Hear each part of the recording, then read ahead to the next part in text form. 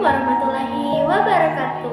Halo teman-teman, perkenalkan nama saya Nadia Aulia dengan NIM A1112437. Saya merupakan mahasiswi program studi Bahasa dan Sastra Indonesia jurusan Pendidikan Bahasa dan Seni Fakultas Keguruan dan Ilmu Pendidikan.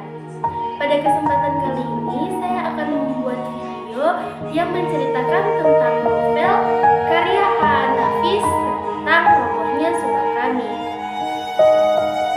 Novel ini menceritakan tentang seorang kakek penjaga surau yang taat akan ibadahnya. Suatu ketika datang seorang musafir yang membuat si kakek ini meragukan kehidupan dan juga ibadahnya. Ia menyadari bahwa selama ini dia hanya fokus beribadah dan merupakan kehidupan sosial serta tanggung jawab di keluarga dan juga masyarakat sekitar. Hari-hari dari si kakek dihabiskan untuk beribadah, membaca kitab, dan juga membersihkan surau, sehingga masyarakat sekitar mengenal sosok kakek ini sebagai sosok yang soleh dan juga taat dalam beribadah. Namun kedatangan seorang musafir itu mengubah pandangan si kakek, di mana si kakek ini kembali merenungi hidupnya. Perenungan ini membawa kesadaran pada si kakek bahwasannya agama tidak hanya mengatur hubungan antara manusia dengan Tuhan, tetapi agama juga mengatur hubungan antara manusia dengan sesamanya. Robohnya surau kami merupakan kritikan halus terhadap pemahaman agama yang salah. Masuk ke pembahasan unsur intrinsik dan ekstrinsik cerita robohnya surau kami. Yang pertama ada tema. Cerita ini mengangkat sebuah tema tentang kehilangan nilai-nilai spiritual dari manusia. A.A. Nafis mengabarkan bagaimana masyarakat modern yang semakin kehilangan individualistisnya dan melupakan nilai-nilai agama dan tradisi yang luhur. Tema ini tercermin dalam tokoh kakek yang saleh dan sederhana yang merasa kecewa dengan perubahan zaman dan perilaku manusia. Masuk kepada alur cerita, robohnya surau kami menggunakan alur campuran, yaitu alur maju dan juga alur mundur. Alur maju, cerita dimulai dengan pengenalan tokoh utama yaitu kakek, seorang penjaga surau yang saleh dan juga sederhana. Ia tinggal di sebuah kampung kecil dengan surau sebagai pusat kegiatan masyarakat. Digambarkan kehidupan sehari-hari dari si kakek yang dihabiskan untuk beribadah dan merawat surau. Ia juga berinteraksi dengan masyarakat sekitar yang mulai berubah. Suatu hari datanglah Ajo Sidi, seorang tokoh yang sinis dan juga kritikus terhadap perubahan zaman. Ia menjindir perilaku masyarakat yang semakin buruk. Ajo Sidi dan kakek sering terlibat dalam perdebatan tentang nilai-nilai agama dan tradisi yang mulai ditinggalkan. Kakek merasa gelisah dengan melihat perubahan zaman dan perilaku manusia yang semakin buruk. Pada akhir cerita, kakek meninggal dunia. Kematiannya menjadi simbol kehilangan nilai-nilai spiritual dan kemanusiaan di tengah masyarakat modern. Masuk kepada alur mundur. Terdapat juga alur mundur yang dimana masa lalu dari si kakek, mengapa ia menjadi seperti sekarang. Melalui alur mundur, pembaca mengetahui bahwa si kakek pernah mengalami pengalaman yang traumatis di masa mudanya. Latar tempat dalam novel ini adalah sebuah kampung kecil dengan surau sebagai pusat kegiatan masyarakat. Latar waktunya tidak disebutkan secara spesifik, namun dapat diasumsikan bahwa cerita ini terjadi pada era modern dengan segala perubahannya. Masuk kepada tokoh dan penumbuhan. Yang pertama ada si kakek. Kakek ini merupakan tokoh utama dari cerita ini. Ia digambarkan sebagai seorang penjaga surau yang taat beribadah, sederhana, dan memiliki nilai-nilai tradisional yang kuat. Penokohan dari si kakek adalah sosok yang soleh, penyabar, penuh kasih sayang, dan juga sangat menjaga nilai-nilai agama dan tradisi yang diwariskan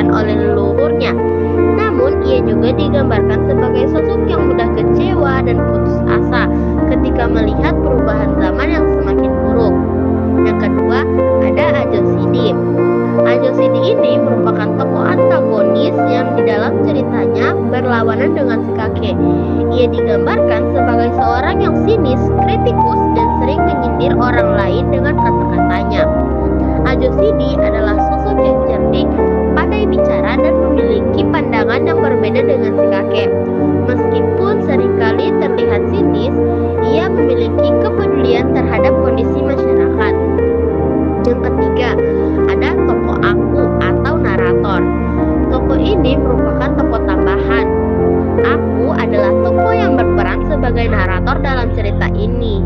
Ia adalah seorang yang memberikan komentar terhadap cerita dalam cerita ini. Tokoh aku adalah sosok yang netral dan tidak memihak pada salah satu tokoh. Ia hanya bertugas menyampaikan cerita dan memberikan gambaran tentang kondisi masyarakat pada saat itu. Yang keempat, ada Haji Saleh. Tokoh ini juga merupakan tokoh tambahan. Haji Saleh adalah tokoh yang muncul dalam cerita sebagai seorang yang kaya raya, taat beribadah, namun ia juga digambarkan sebagai sosok yang sombong dan juga suka pamer. Dalam cerita ini, tokoh Haji Saleh adalah presentasi dari orang-orang kaya yang sombong dan hanya mementingkan sosial mereka. Yang kelima, masyarakat sekitar surau. Pada tokoh ini juga merupakan tokoh tambahan. Masyarakat sekitar surau adalah presentasi dari masyarakat modern yang semakin individualistis dan juga sangat buruk. Mereka sudah tidak lagi peduli dengan nilai-nilai agama dan tradisi yang luhur. Penokohan pada masyarakat ini adalah masyarakat sekitar surau digambarkan sebagai orang-orang yang sibuk dengan urusan masing-masing dan kurang peduli dengan kondisi sekitar lingkungan. Sudut pandang. Pada cerita ini, pengarang menggunakan sudut pandang orang ketiga tunggal, yaitu aku. Pengarang menceritakan kisah kakek dari sudut pandang orang ketiga dan memahami pikiran serta perasaan si tokoh. Selanjutnya ada gaya bahasa dan juga amanat. Pada cerita ini, A.A. Nafis menggunakan bahasa yang sederhana namun kaya akan makna, menggunakan perumpamaan dan simbol untuk menyampaikan pesan moralnya. Gaya bahasanya yang khas dan juga puitis membuat cerita ini enak untuk dibaca dan juga dipahami. Terus selanjutnya ada amanat. Amanat yang ingin disampaikan oleh pengarang adalah pentingnya menjaga nilai-nilai spiritual dan kemanusiaan di tengah-tengah kekacauan. Manusia seringkali lupa akan nilai-nilai luhur karena terlalu fokus pada kepentingan pribadi masing-masing. Masuk kepada unsur inspirasi. Yang pertama adalah latar belakang pengarang, yaitu A.A. Nafis adalah seorang sastrawan Indonesia yang berasal dari Minangkabau. Latar belakang budaya dan sosial dari Minangkabau sangat mempengaruhi karya-karyanya, termasuk robohnya Surau Kami. A.A. Nafis dikenal sebagai seorang kritikus budaya dan hal ini tercermin dalam setiap cerpennya yang seringkali mengandung kritik sosial. Kondisi sosial dan budaya. Cerpen ini ditulis pada tahun 1956 pada masa transisi setelah kemerdekaan Indonesia. Kondisi sosial budaya pada masa itu seperti perubahan nilai-nilai dan modernisasi, mempengaruhi tema dan alur cerita. Cerpen ini menggambarkan kondisi sosial masyarakat Minangkabau pada masa itu, terutama mengenai perubahan nilai-nilai agama dan sosial. Masuk kepada nilai-nilai. Cerpen ini mengandung nilai-nilai agama, sosial, dan juga moral. Kritik terhadap pemahaman agama yang sempit dan kurangnya kepedulian sosial menjadi salah satu pesan utama dalam cerita. Cerita ini juga mengkritik tentang seseorang yang hanya beribadah saja, akan tetapi tidak melakukan tindakan sosial yang berguna untuk masyarakat sekitar. Aspek psikologis dan emosional. Cerpen ini menggambarkan kondisi psikologis tokoh-tokohnya, terutama si kakek penjaga surau yang merasa tertekan dan putus asa. Cerita ini juga dapat membangkitkan emosi pembaca seperti rasa sedih, prihatin, dan juga refleksi pada diri. Itu dia tadi unsur-unsur intrinsik dan ekstrinsik dalam cerita Robohnya Surau Kami. Unsur-unsur dalam cerita ini terjalin dengan apik sehingga membentuk sebuah cerita yang kuat dan penuh makna. A.A. Nafis berhasil menyampaikan pesan moral melalui tokoh-tokoh yang kuat, alur yang menarik, dan juga gaya bahasa yang khas.